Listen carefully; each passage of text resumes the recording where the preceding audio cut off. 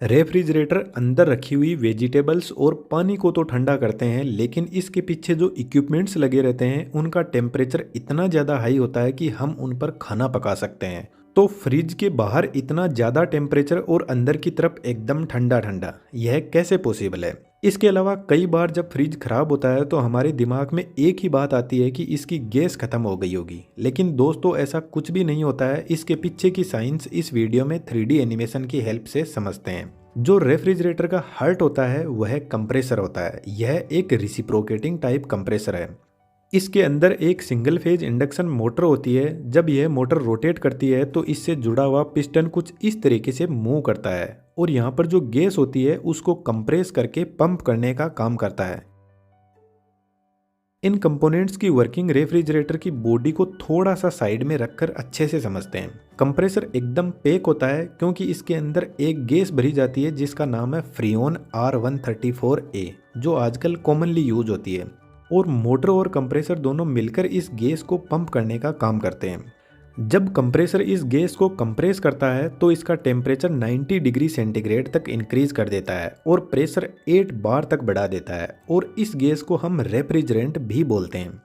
अब यह टेम्परेचर और प्रेशर बहुत ज़्यादा है तो इसको हमें डाउन करने की ज़रूरत है। इसलिए इस हाई टेम्परेचर और प्रेशर वाले रेफ्रिजरेंट को कंडेंसर यूनिट के पास में भेजा जाता है, जो रेफ्रिजरेटर के पीछे लगी हुई कुछ ऐसी ट्यूब होती है जो हमें आसानी से दिखाई दे जाती है। और इस ट्यूब से जब हाई टेम्परेचर वाला रेफ्रिजरेंट फ्लो करता है तो बाहर के इन्वायरमेंट से हीट एक्सचेंज करने लग जाता है, क्योंकि कंडेंसर कोयल का टेम्परेचर बहुत ज़्यादा होता है और इन्वायरमेंट का टेम्परेचर बहुत कम, तो रेफ्रिजरेंट धीरे धीरे कूल होने लगता है। कंडेंसर के ऊपर कुछ इस तरीके के सपोर्टिंग वायर लगे रहते हैं जो कंडेंसर को सपोर्ट भी करते हैं और रेफ्रिजरेंट को कूल करने में भी हेल्प करते हैं। क्योंकि यह कंडेंसर ट्यूब से टच रहते हैं तो कंडेंसर ट्यूब का टेम्परेचर कुछ इनमें ट्रांसफर हो जाता है और इन्वायरमेंट से यह हीट को एक्सचेंज करके रेफ्रिजरेंट को ठंडा करने में हेल्प करते हैं। जब रेफ्रिजरेंट इतना लंबा रास्ता तय करके कंडेंसर कोयल से बाहर निकलता है तो इसका टेम्परेचर 45 डिग्री सेंटीग्रेड तक रिड्यूस हो जाता है, और जब टेम्परेचर डाउन आता है तो गैस लिक्विड में बदलने लग जाती है। ये लगा रहता है स्ट्रेनर जो एक फिल्टर का काम करता है और रेफ्रिजरेंट को एकदम प्योर फॉर्म में आगे भेजता है ताकि आगे कोई ट्यूब में ब्लॉक ना आ जाए। स्ट्रेनर से निकला हुआ रेफ्रिजरेंट पहुंचता है इवेपोरेटर कोयल के पास में, और इवेपोरेटर कोयल भी एक ट्यूब ही होती है और यह रेफ्रिजरेटर का जो बॉक्स होता है उसके अंदर की तरफ होती है। सिर्फ यही कोयल है जो रेफ्रिजरेटर की बॉडी में सेट रहती है, बाकी पूरा मैकेनिज्म बाहर ही रहता है।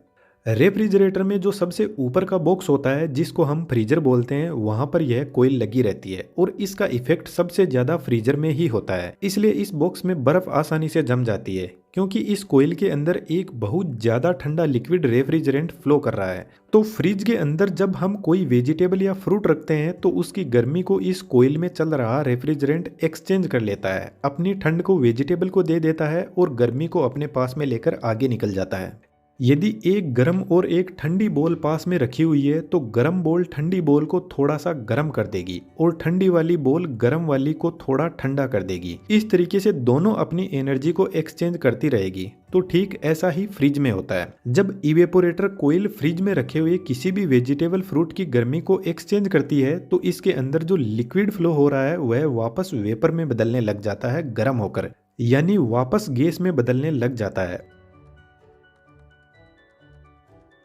और जब यह गैस इवेपोरेटर कोयल से बाहर निकलती है तो वापस फिर से इसको कंप्रेसर के पास में भेजा जाता है। लेकिन यहाँ पर एक बहुत बड़ी प्रॉब्लम आती है। जब रेफ्रिजरेंट इवेपोरेटर कोयल से बाहर निकलता है तो वह पूरा गैस में नहीं बदल पाता है, क्योंकि कई बार होता है कि फ्रिज में कुछ रखा हुआ ही नहीं है तो रेफ्रिजरेंट किससे हीट को एक्सचेंज करेगा। और जो कंप्रेसर यूनिट होती है उसमें यदि रेफ्रिजरेंट एक भी बूंद लिक्विड फॉर्म में चला गया तो उसमें तो मोटर होती है और मोटर खराब हो जाएगी और फिर पूरा कंप्रेसर बदलना पड़ेगा, क्योंकि इसको खोलकर ठीक नहीं किया जा सकता। इसलिए कंप्रेसर के पास में एक्यूमुलेटर को सेट किया जाता है जो इवेपोरेटर कोयल से आ रहे लिक्विड को पूरी तरीके से गैस में बदल देता है और लिक्विड को अपने पास में रोक लेता है और फिर कंप्रेसर के पास में रेफ्रिजरेंट को सिर्फ और सिर्फ गैस फॉर्म में ही भेजेगा। उसके बाद में फिर से वही प्रोसेस चलती है। तो रेफ्रिजरेटर का जो सिस्टम होता है वह क्लोज लूप में काम करता है। यदि कोई लीकेज हो जाए तो ही रेफ्रिजरेटर की गैस खत्म हो सकती है, अदरवाइज इसकी गैस लाइफ टाइम तक चलती है।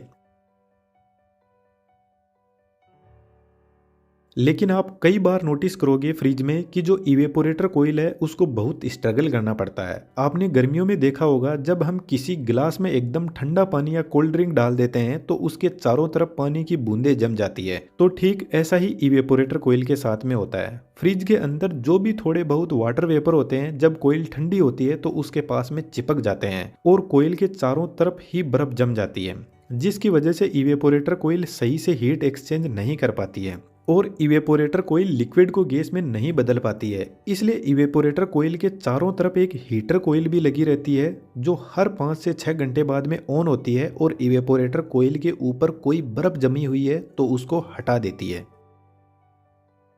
और यह बर्फ पिघलकर पीछे की तरफ एक कंटेनर में पानी के रूप में कलेक्ट हो जाती है। इवेपोरेटर कोईल सिर्फ फ्रीजर में ही लगी रहती है ऊपर की तरफ, बाकी नीचे बचे हुए फ्रिज में ठंड का इफेक्ट देने के लिए फैन लगे रहते हैं जो पूरे फ्रिज को कूल करते रहते हैं।